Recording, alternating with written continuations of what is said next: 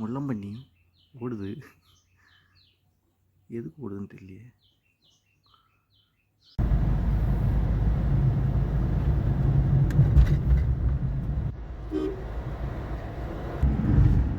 குருவி குருவி குருவி அடிச்சா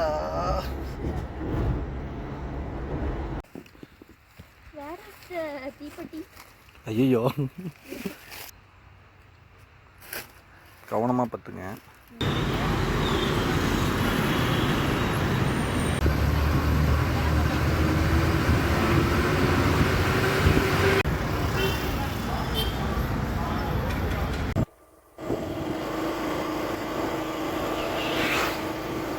அதாவது நாளைக்கு எலெக்ஷன் டே.